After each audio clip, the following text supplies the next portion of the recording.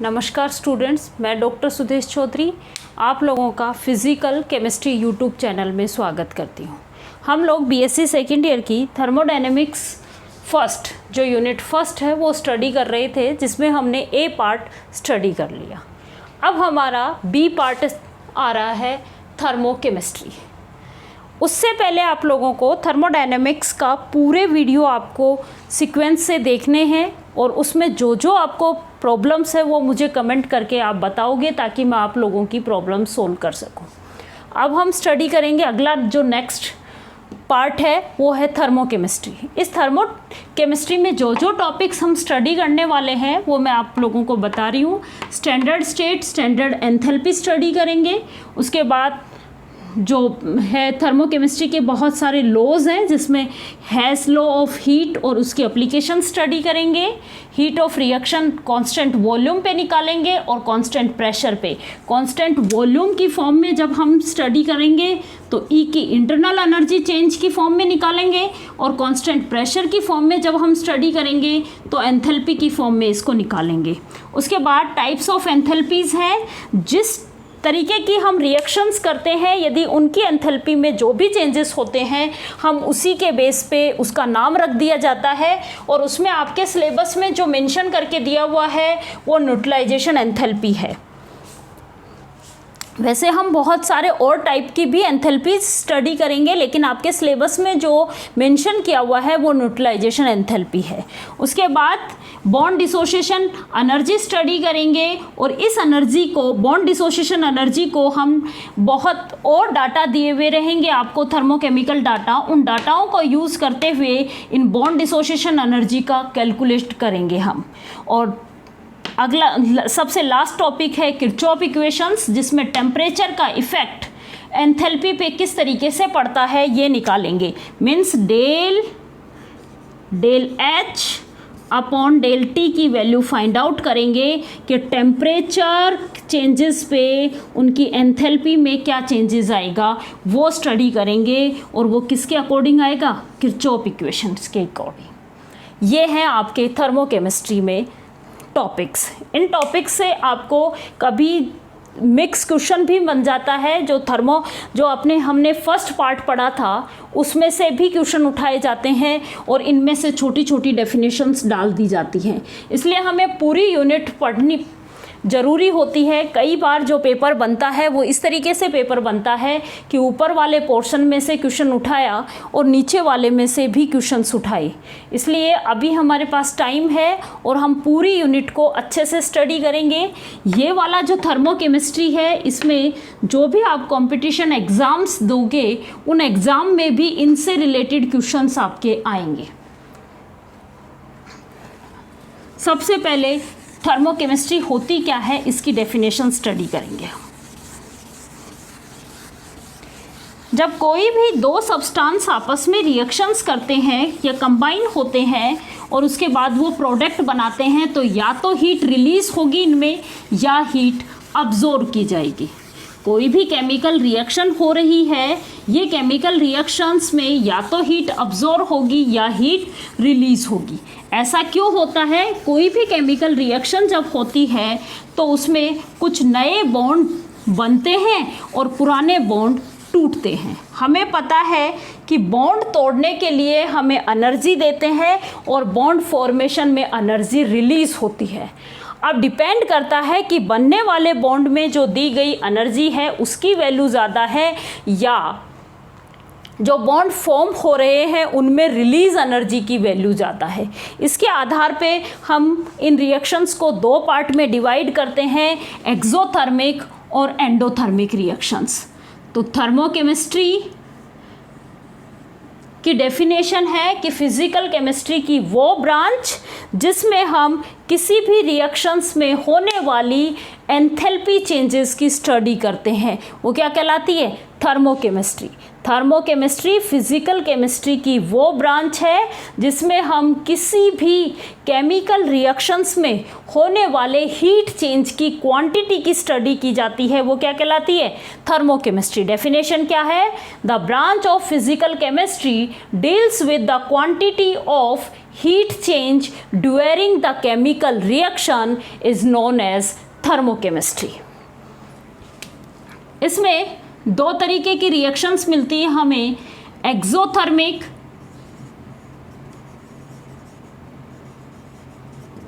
और endothermic reactions.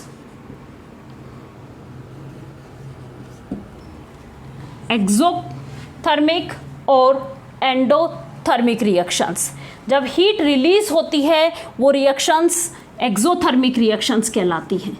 इनमें heat release होगी और इनमें हीट अब्जॉर्ब की जाएगी। जिन रिएक्शंस में हीट अब्जॉर्ब हो रही है वो रिएक्शंस एंडोथर्मिक रिएक्शंस कहलाती हैं, और जिन रिएक्शंस में हीट रिलीज होती है उन रिएक्शंस को एक्सोथर्मिक रिएक्शंस कहा जाता है। ये रिएक्शंस भी कांस्टेंट टेम्परेचर पे भी हो सकती, कांस्टेंट वॉल्यूम पे भी हो सकती हैं और कांस्टेंट प्रेशर के आधार पे भी हो सकती हैं। यदि हीट अब्जॉर्ब या रिलीज, जो हीट अब्जॉर्ब या रिलीज हो रही हैं वो एट कांस्टेंट टेम्परेचर पे होती हैं, तब हम एंथैल्पी की फॉर्म में एंथैल्पी चेंजेस स्टडी करेंगे। दोबारा सुन लो, किसी भी रिएक्शंस में हीट रिलीज या हीट अब्जॉर्ब जो हो रहा है वो यदि कांस्टेंट प्रेशर के ऊपर हो रहा है तो हम एंथैल्पी चेंज स्टडी करेंगे, और यदि कांस्टेंट वॉल्यूम पे हो रहा है तब हम इंटरनल एनर्जी की फॉर्म में, इंटरनल एनर्जी में चेंजेस स्टडी करेंगे। हम जो भी रिएक्शंस पढ़ते हैं नॉर्मली लेबोरेटरीज में, हम क्या करते हैं, ओपन कंटेनर के अंदर रिएक्शन की जाती है। किस में की जाती है? ओपन कंटेनर में। जब ओपन कंटेनर है तो क्या होगा, एटमॉस्फेरिक प्रेशर के ऊपर काम कर रहे हैं, मीन्स हम कांस्टेंट प्रेशर पे काम कर रहे हैं, इसलिए हम जो भी स्टडी करते हैं वो किसकी फॉर्म में काम में ली जाती है? एंथैल्पी चेंज की फॉर्म में काम में ली जाती है, क्योंकि उनका वॉल्यूम तो चेंज होता है लेकिन प्रेशर चेंज नहीं होता है। हम जो भी काम करते हैं एटमॉस्फेरिक प्रेशर के ऊपर ही काम करते हैं। लेबोरेटरीज में हम जो भी काम कर रहे हैं वो किस में करते हैं? ओपन कंटेनर में। यदि ओपन कंटेनर में है मीन्स एटमॉस्फेरिक प्रेशर पे वर्क हो रहा है, और एटमॉस्फेरिक प्रेशर पे वर्क हो रहा है तो कांस्टेंट है, इसलिए हम किसके ऊपर काम किसकी स्टडी करेंगे? एंथैल्पी में चेंजेस की स्टडी करेंगे। यहाँ वॉल्यूम चेंज होगा ही होगा, इसलिए हम इंटरनल एनर्जी की फॉर्म में स्टडी नहीं करते हैं। मान लो कोई एक रिएक्शन है N1A प्लस N2B से M1C प्लस M2D बनी। इस टाइम इसकी एंथैल्पी थी HA और B की एंथैल्पी थी HB, C की एंथैल्पी थी HC और D की एंथैल्पी थी HD।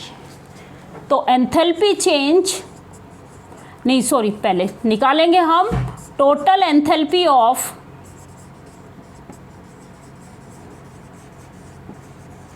किसकी? सबसे पहले हमें रिएक्टेंट की पता होनी चाहिए। टोटल एंथैल्पी ऑफ रिएक्टेंट क्या हुआ?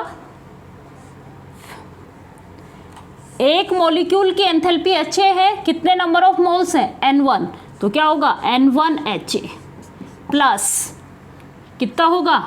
NbHb, N2HB। ये एंथैल्पी किसकी है? रिएक्टेंट की। इसको मैं HR से डिनोट करती हूँ। HR enthalpy of reactant, total enthalpy. वैसे ही मैं निकाल रही हूँ टोटल एंथैल्पी ऑफ प्रोडक्ट। क्या होगा? C मीन्स एक मॉलिक्यूल की एंथैल्पी HC है, M1 मॉलिक्यूल्स हैं तो कितनी होगी? M1C1 प्लस HC M2HD, और इन प्रोडक्ट की एंथैल्पी को HP से डिनोट करते हैं। तो रिएक्शन की एंथैल्पी चेंज क्या होगा? हमें पता है कि एंथैल्पी जो है वो स्टेट फंक्शन होती है, और स्टेट फंक्शन होगी तो वो फाइनल माइनस इनिशियल के ऊपर डिपेंड करती है। उनका एंथैल्पी चेंज जब हम निकालेंगे, डेल H क्या होगा? HP minus HR, means product की एंथैल्पी माइनस रिएक्टेंट की एंथैल्पी क्या कहलाती है? उस रिएक्शन की एंथैल्पी कहलाएगी, उस रिएक्शन की एंथैल्पी चेंज कहलाएगी। अब 3 केस क्रिएट होते हैं।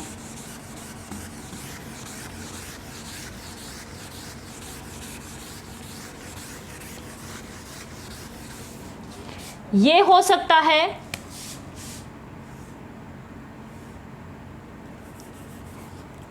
Del H equal to HP minus HR। इसमें 3 केस है। ये हो सकता है कि HP की वैल्यू ग्रेटर देन हो HR से। HP जब ग्रेटर देन HR से होगा तो डेल H की वैल्यू किसकी फॉर्म में आएगी? पॉजिटिव की फॉर्म में। दूसरा ये हो सकता है कि HP लेस देन हो HR से। उस केस में डेल H की वैल्यू कैसी आएगी? नेगेटिव।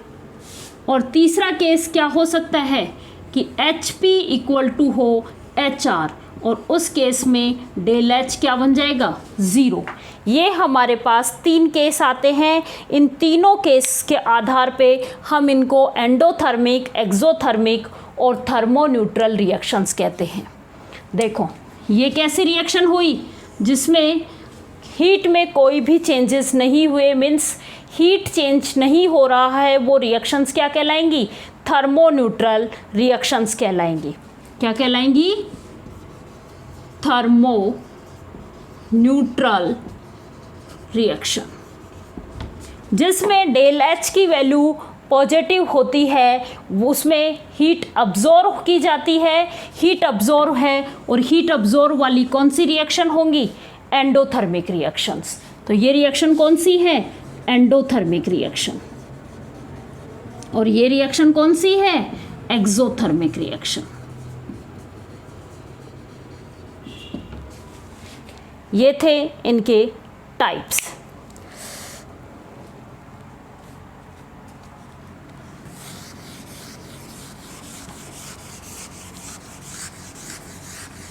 डेफिनेशन आ जाती है हीट ऑफ रिएक्शन। किसी भी रिएक्शन की heat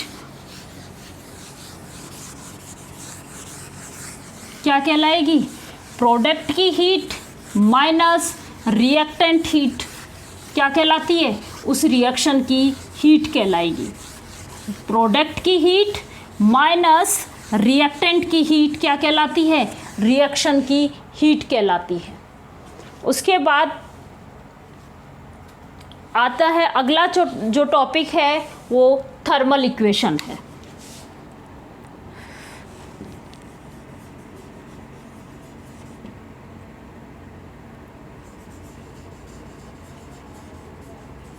thermal chemical equation. Chemical equation जो भी हम reactions, thermal reactions chemical reactions को कैसे लिखते हो आप? A प्लस B कोई C plus D, means reactant, उसके बाद एरो का साइन और फिर प्रोडक्ट। यदि मैं इनके साथ इनमें चेंज होने वाले हीट कंटेंट को भी ऐड करती हूँ तो वो रिएक्शंस मेरी थर्मोकेमिकल रिएक्शन या थर्मोकेमिकल इक्वेशन कहलाएगी। दोबारा सुन लो, जब हम किसी भी केमिकल रिएक्शंस को लिखते हैं तो कैसे लिखते हैं? प्रोडक्ट, रिएक्टेंट, एरो का साइन और प्रोडक्ट। यदि मैं इसके साथ साथ इसमें होने वाली हीट डेल H पॉजिटिव आया है जो भी वैल्यू या नेगेटिव आई है जो भी वैल्यू मेंशन मैं यहाँ पे कर देती हूँ, तो ये रिएक्शंस मेरी क्या कहलाएंगी, थर्मोकेमिकल इक्वेशन कहलाएंगे। एक न्यूमेरिकल्स मैं आप लोगों को समझा देती हूँ। जैसे HCl aqueous solution plus NH3 aqueous solution, ये दोनों आपस में रिएक्शन की और NH4Cl बना। ये तो थी पूरी केमिकल रिएक्शंस, भाई उसको हम इसी फॉर्म में लिखते हैं, लेकिन थर्मोकेमिकल रिएक्शन को लिखेंगे तो क्या करेंगे, इसके साथ डेल एच की वैल्यू भी फाइंड आउट करेंगे। और ये डेल एच की जो वैल्यू आती है ये आती है -52.4 किलो जूल एनर्जी। यदि मैं इसको डेल एच -52.4 मीन्स किसकी एनर्जी बता रहा है, ये ज़्यादा रिएक्टेंट प्रोडक्ट की, सॉरी रिएक्टेंट वालों की एनर्जी ज़्यादा है। तो भाई नेगेटिव साइन कब आया, जब डेल एच हम कैसे निकालते हैं, H product minus H reactant. तो नेगेटिव साइन का मतलब क्या है कि ये वाली रिएक्शन इसकी एनर्जी ज़्यादा है। तो बैलेंस करने के लिए क्या करते हो आप, प्रोडक्ट की तरफ ये एनर्जी जोड़ोगे। तो रिएक्शन कैसे लिखोगे आप, HCl aqueous plus NH3 aqueous क्या बना, NH4Cl एक्वस प्लस में, अब देखो यहाँ एनर्जी में प्लस फॉर्म में काम में ले रही हूँ 52.4 किलो जूल। इसका यही मतलब है कि डेल एच यहाँ क्या है, -52.4 किलो जूल। यदि कोई रिएक्शन होती मान लो ऐसी, A + B से C + D बनता और उसका डेल एच आपको दिया हुआ रहता पॉजिटिव फॉर्म में कुछ भी 32.5 किलो जूल, तो जब आप इस रिएक्शन को लिखते तो अब पॉजिटिव कब आता, जब इसकी रिएक्शन एनर्जी ज़्यादा होती। इसका मतलब यदि मैं इसकी एनर्जी में से 32.5 किलो जूल कम कर दूंगी तो दोनों बैलेंस हो जाएंगी। तो मैं रिएक्शन को कैसे लिखूंगी, A + B क्या हो लिखूंगी, C + D -32.5 किलो जूल। ये है थर्मोकेमिकल इक्वेशंस को लिखने का तरीका कि केमिकल रिएक्टेंट और प्रोडक्ट के साथ साथ उस केमिकल रिएक्शंस में होने वाले हीट चेंज को भी यदि हम वहाँ लिख देते हैं तो वो रिएक्शंस थर्मोकेमिकल इक्वेशन कहलाती है। अब अगला टॉपिक आता है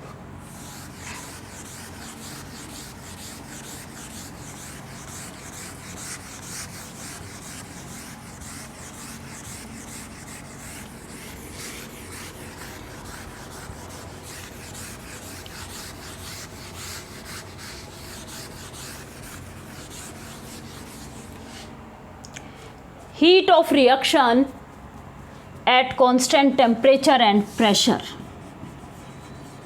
Heat of reaction at constant volume and pressure. इनके बीच में हम रिलेशनशिप निकालेंगे। देखो, जब मैंने आपको बताया था कि जो भी काम यदि हम कांस्टेंट वॉल्यूम पे करते हैं तो चेंजेस केवल और केवल उसकी इंटरनल एनर्जी में होता है, उसमें किसी भी तरीके का वर्क नहीं किया जाता। यदि कोई भी एनर्जी अब्जॉर्ब या रिलीज़ की जाती है कब, कांस्टेंट वॉल्यूम में, तो केवल और केवल वो उसकी इंटरनल एनर्जी में चेंज करती है उस सिस्टम की, उसमें किसी भी तरीके का वर्क नहीं होता है। क्योंकि यहाँ पे dV की वैल्यू क्या आ जाती है, 0, और W हम क्या निकालते हैं, PdV। जब dV 0 है तो W की वैल्यू क्या आ जाएगी, 0। तो उसके द्वारा अब्जॉर्ब हीट कांस्टेंट वॉल्यूम में केवल और केवल किसकी फॉर्म में होती है, dE की फॉर्म में। वैसे ही कांस्टेंट प्रेशर पे उसके द्वारा अब्जॉर्ब हीट QP किसके इक्वल होगी, dE + PdV। ये तो हमने थर्मोडायनेमिक्स में पढ़ाई था, बहुत अच्छे से स्टडी की थी। E + PdV क्या वैल्यू बताई थी, किसको बताया था हमने, यदि मैं डी बाहर ले लूँ तो ई प्लस पी वी क्या बना आपका एंथैल्पी चेंज, तो क्यू पी क्या आएगा डी एच की फॉर्म में। तो कांस्टेंट वॉल्यूम पे जो किसी भी रिएक्शंस को यदि हम कराते हैं तो उसकी हीट में जो चेंजेस आते हैं वो इंटरनल एनर्जी चेंज करते हैं केवल, और कांस्टेंट प्रेशर के ऊपर यदि हम कोई रिएक्शंस करा रहे हैं तो उसमें इंटरनल एनर्जी के साथ साथ उनके प्रेशर वॉल्यूम वर्क भी उसमें हो रहा है। अब हम इनके बीच में रिलेशनशिप निकालेंगे, किसके बीच में, डेल एच और डेल ई के बीच में। मान लो कोई सिस्टम है, उसने वर्क किया है और वॉल्यूम में चेंजेस आया है V1 से V2 की फॉर्म में। जब कि कोई भी केमिकल रिएक्शन हो रही है, उस केमिकल रिएक्शंस में वॉल्यूम चेंज आया है V1 से V2, तो QP क्या हो गया आपका DE प्लस PdV, यही होगा। और QV क्या है DE। मैं इस QV को यहाँ पुट कर दूँ तो QP माइनस QV की वैल्यू हमारे पास क्या आ गई PdV। QP किसको इंडिकेट कर रहा है, DH को। भाई किसी भी रिएक्शंस में कांस्टेंट प्रेशर पे हीट में चेंज क्या कहलाएगा, एंथैल्पी चेंज DH, और ये क्या बना DE, किसके इक्वल हुआ PdV के इक्वल। Equation number 1। यदि हम गैसेस की बात करें तो गैसेस में हमें पता है कि PV जो होता है वो nRT के इक्वल होता है, यही हुआ। PV जो होगा वो nRT के इक्वल होगा at constant temperature and constant pressure, यही है भाई, काम इसी पे कर रहे हैं हम। तो क्या होगा PdV किसके इक्वल होगा, भाई ये केवल एक वॉल्यूम वेरिएबल बचा, dV किसके इक्वल होगा डेल NG, R कांस्टेंट है और TB हमारा कांस्टेंट है, अभी हमने बोला था, या dNG, यही किया था। इस इक्वेशंस को नंबर 1 और ये इक्वेशन नंबर 2 ध्यान से देखो।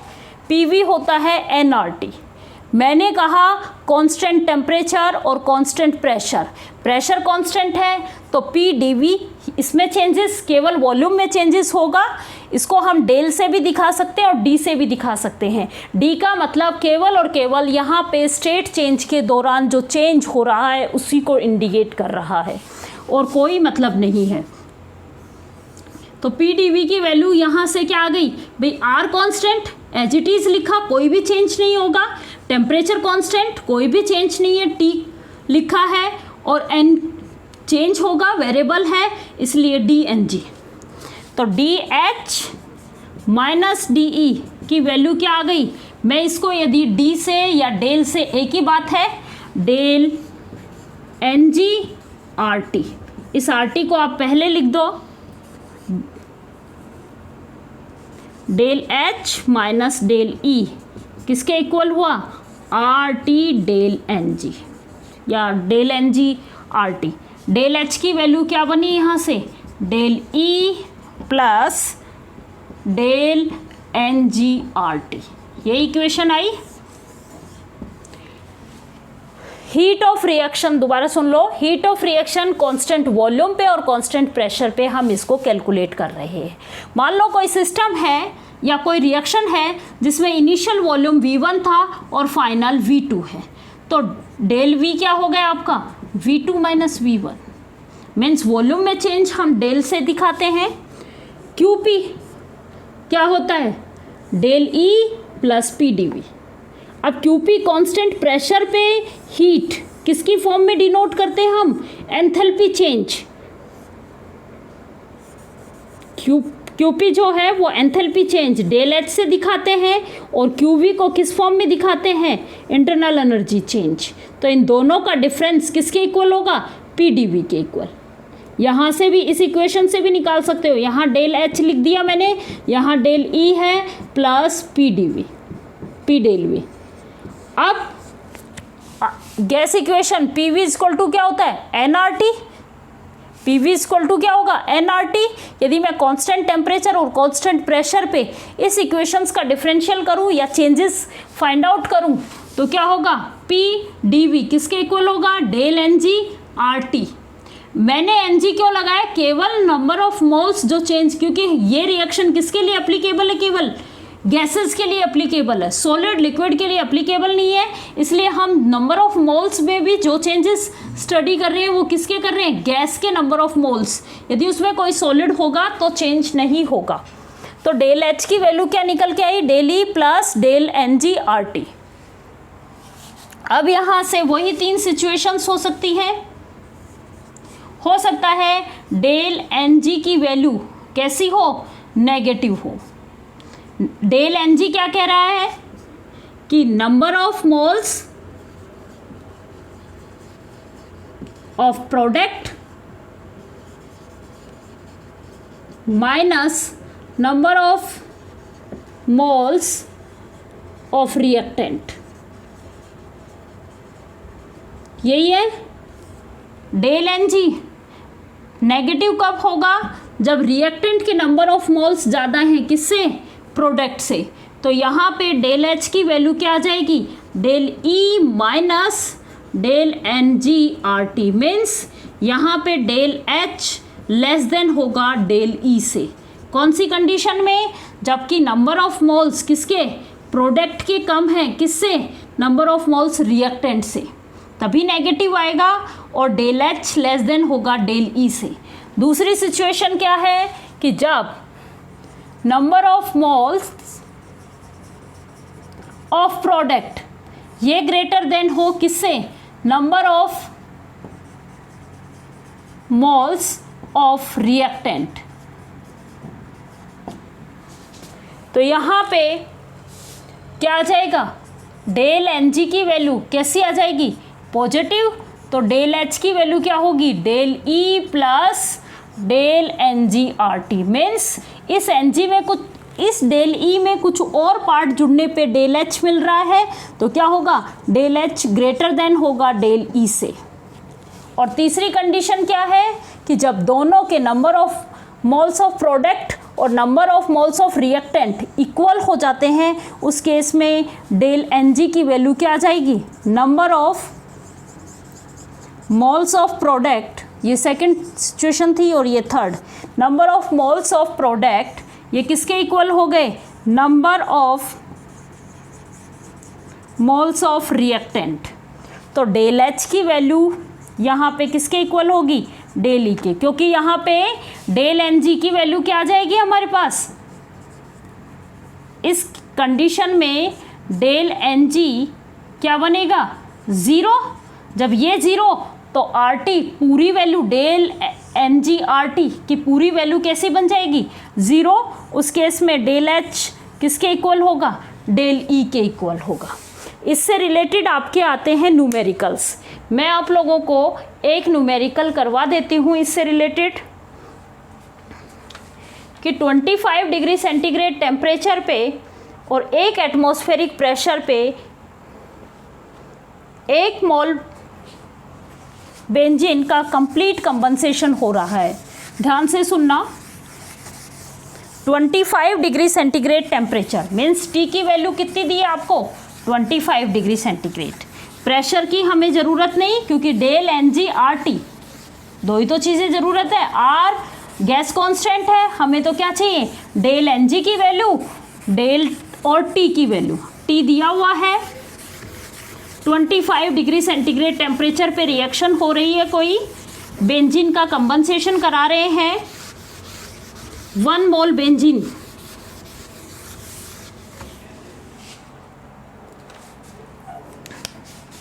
(25 डिग्री सेंटीग्रेड टेम्परेचर पे बेंजीन C6H6 और कितना मोल है इसके, 1 मोल है। ये लिक्विड फॉर्म में होता है बेंजीन, इसके 1 मोल मीन्स N की वैल्यू यहाँ पे 1 मोल का कंपनसेशन करा रहे हैं। कंपनसेशन का मतलब है इसकी ऑक्सीजन के साथ रिएक्शन कराएंगे। कोई भी ऑर्गेनिक कंपाउंड का कंपनसेशन होता है तो CO2 गैस बनती है, ये हमें पता है। हम ऑर्गेनिक स्टडी करते हैं कि किसी भी हाइड्रोकार्बन्स का कंपनसेशन हमेशा होगा तो क्या होगा, ऑक्सीजन के साथ रिएक्शन कराई, CO2 बना, प्लस में वाटर बना। O2 कैसा है, गैस, और CO2 भी कैसा है, गैस। वाटर कैसा है, लिक्विड। हमें इस रिएक्शन में डेल H की वैल्यू निकालनी है और डेल E की वैल्यू दी हुई है। डाटा आपको दिया हुआ है डेल E। डेल E दिया हुआ है 781 किलो कैलोरी की फॉर्म में हमें डाटा दिया हुआ है। ठीक है। R हमें गैस कांस्टेंट ये पता है 1.987 वैल्यू होती है इसकी, इनटू में 10⁻⁻3 1.987 into 10⁻⁻3 kilo calorie mole in degree inverse mole inverse, इसकी वैल्यू होती है kilo calorie mole inverse degree inverse. ये आपको याद रखनी है, गैस कांस्टेंट की वैल्यू याद रखनी है आप लोगों को। ये डाटा आपके न्यूमेरिकल में दिया हुआ है। डेल ई की वैल्यू 781 किलो कैलोरी है। टेम्परेचर है 25 डिग्री सेंटीग्रेड टेम्परेचर। किसकी वैल्यू निकालनी है आपको, एक बेंजीन दिया हुआ है कि 1 मोल बेंजीन का जब हम कंप्लीट कंपनसेशन कराते हैं तो उसमें डेल ई की वैल्यू हमें ये मिलती है। तो डेल एच बताइए क्या है, क्या निकालना है आपको, डेल एच की वैल्यू। डेल एच और डेल ई के बीच में एक रिलेशनशिप है, डेल एच इक्वल टू होता है del E plus del N G R T. अब देखो आपको ये पता है, डेल ये दे दिया, डेल एन जी अभी हम निकाल लेंगे, मैं निकालना सिखा दूंगी। पहले इसको बैलेंस इक्वेशन करेंगे, उसके बाद निकालेंगे। आर गैस कांस्टेंट, हो सकता है आपके न्यूमेरिकल्स में आपको गैस कांस्टेंट की वैल्यू मिल जाए, लेकिन फिर भी आपको याद हो जाना चाहिए gas constant. Temperature 25 degree centigrade, kelvin में चेंज करेंगे तो 25 प्लस 273 कितना हुआ, 298 केल्विन टेम्परेचर। मीन्स टेम्परेचर भी हमें मिल गया। क्या निकालना है हमें, डेल एन जी की वैल्यू फाइंड आउट करनी है सबसे पहले। तो मैं इस इक्वेशंस को बैलेंस करूं, देखो मुझे 6 कार्बन है, यहाँ कितना कार्बन है 1, तो मैं इसको 6 कार्बन चाहिए। हाइड्रोजन कितने हैं 6, कितने चाहिए 3 हाइड्रोजन। भाई बैलेंस तो करोगे ना आप, उसको इक्वेशंस को बैलेंस करना आता है आप लोगों को। उसके बाद ऑक्सीजन कितने हो गए, 12 ऑक्सीजन यहाँ हो गए और 3 यहाँ हो गए। मीन्स 15 ऑक्सीजन इस साइड है, यहाँ कितना है O2, तो मैं इसको 15/2 कर सकती हूँ। अब del N g, n g का मतलब है कि नंबर ऑफ मोल्स किसके, प्रोडक्ट के, लेकिन कौन सी फॉर्म में, गैस फॉर्म में। भाई एन जी का मतलब केवल और केवल हम गैस वाले लेंगे, तो गैस वाले क्या हैं, ये तो कैसा है, लिक्विड, इसलिए इसको यूज़ नहीं करेंगे। यहाँ कितने हैं 6, और माइनस में number of moles of reactant. भाई डेल एन जी की वैल्यू निकालोगे तो आप कैसे निकालोगे, number of moles of product, कितने प्रोडक्ट कौन सी स्टेट में, गैसेस स्टेट में, minus number of moles of reactant, कौन सी स्टेट में, ये भी गैसेस स्टेट में। अब देखो 6 ही है केवल गैसेस स्टेट में, 3 तो लिक्विड स्टेट में है, इसलिए क्या होगा यहाँ पे 6 minus number of moles of reactant. यहाँ चले अब रिएक्टेंट की साइड, ये लिक्विड फॉर्म में है इसलिए इसको यूज़ नहीं करेंगे हम, केवल और केवल क्या यूज़ करेंगे, ये क्या आएगा 15/2 डेल एन जी। क्या वैल्यू आ गई डेल एन जी की, माइनस 3/2। भाई 2 एलसीएम ले लो, क्या बना 12 माइनस 15, क्या आया -3/2। ये डेल एन जी की वैल्यू यहाँ पुट करोगे, डेल एच इक्वल टू इसकी वैल्यू 781 प्लस -3/2 इंटू में आर की वैल्यू रखोगे 1.981 इंटू 10⁻³ इंटू 298 केल्विन टेम्परेचर। इसको सोल्व करोगे तो डेल एच की वैल्यू फाइंड आउट हो जाएगी। ये रिलेशनशिप था और इससे रिलेटेड हमारे पास में क्वेश्चन आता है। डेल ई देके डेल एच निकलवा लेते हैं, डेल एच देके डेल ई को फाइंड आउट करवा लेते हैं, या हो सकता है आपसे डेल एन जी की वैल्यू फाइंड आउट कराएं, बाकी सब देके तो आप इनको इजीली फाइंड आउट कर सकते हो। अब हम अगला टॉपिक पढ़ेंगे, heat change, Kirchhoff equations, effect of temperature,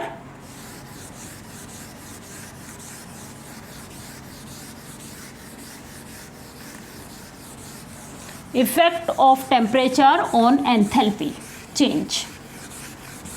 इसको सबसे पहले किरचॉफ ने निकाला था, इसलिए इसको किरचॉफ लॉ भी कहा जाता है। किरचॉफ इक्वेशन भी निकालेंगे हम, या इसको किरचॉफ इफेक्ट के नाम से भी आता है। आपको डायरेक्ट क्वेश्चन पूछा जाता है किरचॉफ से रिलेटेड आपके एग्जाम में।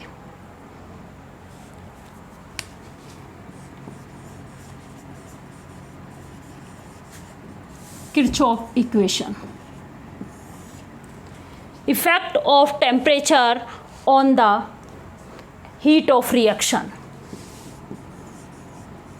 Effect of temperature on the heat of reaction, चाहे वो एंथैल्पी हो चाहे वो इंटरनल एनर्जी हो, दोनों ही, ई हो चाहे एच हो। ई को भी हम किसका फंक्शन बोल रहे थे, फंक्शन ऑफ टेम्परेचर और वॉल्यूम, और एंथैल्पी को किसका फंक्शन बोला था, टेम्परेचर और प्रेशर। मीन्स दोनों ही फॉर्म में कांस्टेंट प्रेशर पे रिएक्शन कराएं या कांस्टेंट वॉल्यूम पे रिएक्शन कराएं, दोनों ही फॉर्म में जो है वो एनर्जी चेंज किसका फंक्शन होगा, टेम्परेचर का फंक्शन होगा।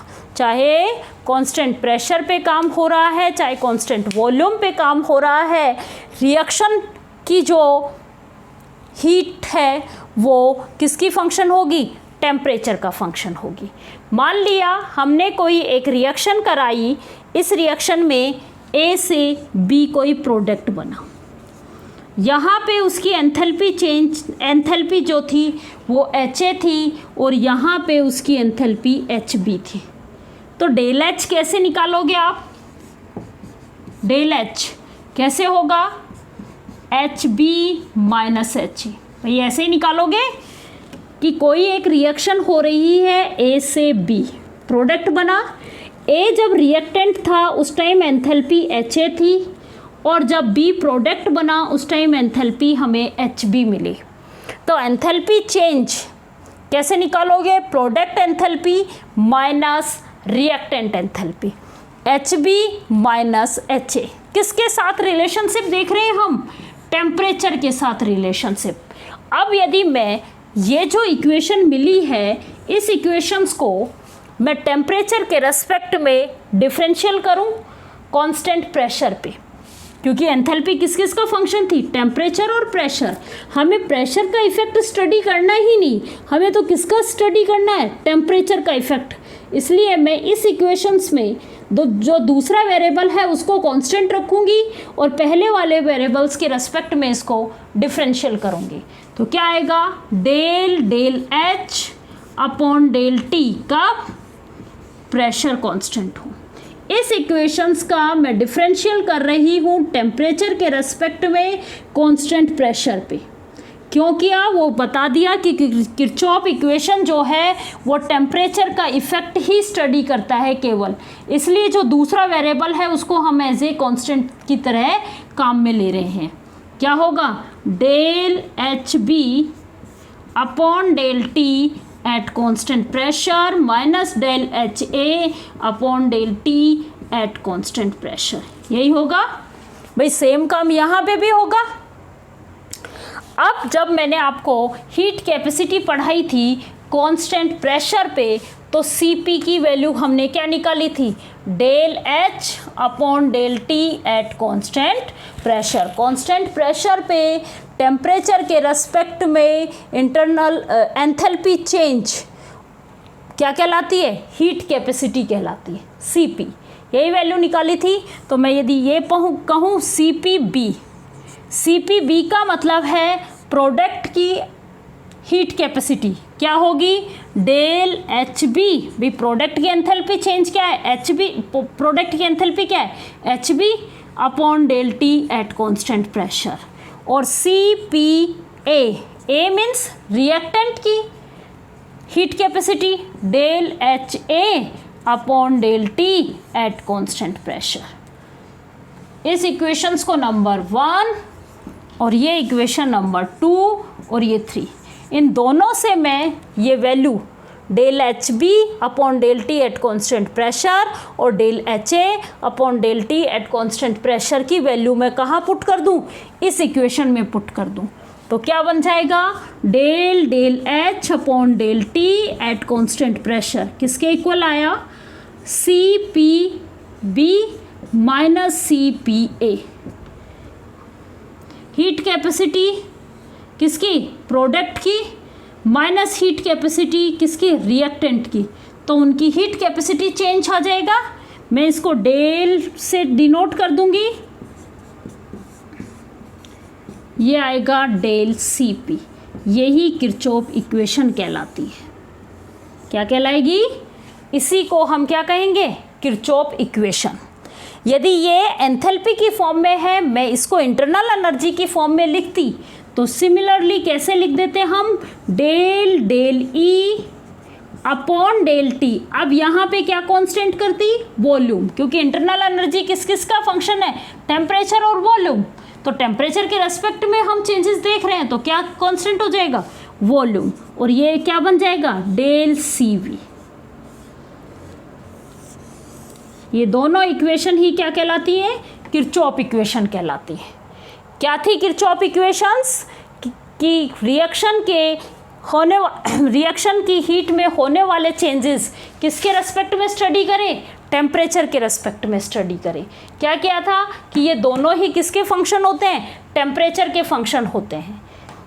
इनके बीच का डिफरेंस निकाल लिया, उसके बाद हमने क्या किया, इसका टेम्परेचर के रेस्पेक्ट में कांस्टेंट प्रेशर पे डिफरेंशियल इसका डिफरेंशियल किया तो ये जो फॉर्म बनी, ये हीट कैपेसिटी की फॉर्म में बन गई एट कांस्टेंट प्रेशर।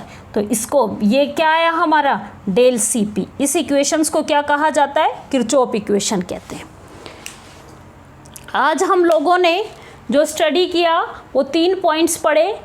थर्मोकेमिस्ट्री किसे कहते हैं, उसमें हमने टाइप्स ऑफ रिएक्शंस स्टडी किया था, 2 तरीके का, एंडोथर्मिक और एक्सोथर्मिक रिएक्शंस। और यदि डेल एच की वैल्यू जो है वो हमारी 0 होती है, तो वो रिएक्शंस जो है वो थर्मोन्यूट्रल रिएक्शंस कहलाती है। डेल एच पॉजिटिव हुआ, डेल एच नेगेटिव हुआ और डेल एच 0 हुआ। इसके बेस पे हमने 3 तरीके की रिएक्शंस पढ़ी थी, एंडोथर्मिक, एक्सोथर्मिक और थर्मोन्यूट्रल रिएक्शंस। उसके बाद हमने जो आगे स्टडी किया था वो स्टडी किया था thermal equations, thermochemical equations. Thermochemical equations वो इक्वेशंस होती हैं जिनमें केमिकल रिएक्शंस के साथ साथ उसमें होने वाले हीट चेंज को भी हम वहाँ मेंशन करते हैं, तो वो थर्मोकेमिकल इक्वेशंस कहलाती हैं। उसके बाद हमने एक रिलेशनशिप स्टडी किया था कि कांस्टेंट वॉल्यूम और कांस्टेंट प्रेशर के ऊपर हीट ऑफ रिएक्शंस के बीच में क्या रिलेशनशिप थी, डेल एच जो था वो हमारा आता था del E plus del N G R T. ये रिलेशनशिप स्टडी किया था। उसके बाद टॉपिक पढ़ा था हमने effect of temperature on heat of reactions. इसी को हमने किरचॉफ इक्वेशन कहा था। ये इक्वेशंस की वैल्यू निकल के आई थी, del H upon del T at constant pressure equal to del P del C P और del E upon del T at constant volume, ये निकल के आई थी डेल सी वी। इसके आगे का पोर्शन हम टाइप्स ऑफ एंथैल्पीज बच जाता है, हमारा बॉन्ड डिसोसिएशन एनर्जी बच जाती है, हेस लॉ बच जाता है। ये आगे हम कल की क्लास में स्टडी करेंगे। Thank you.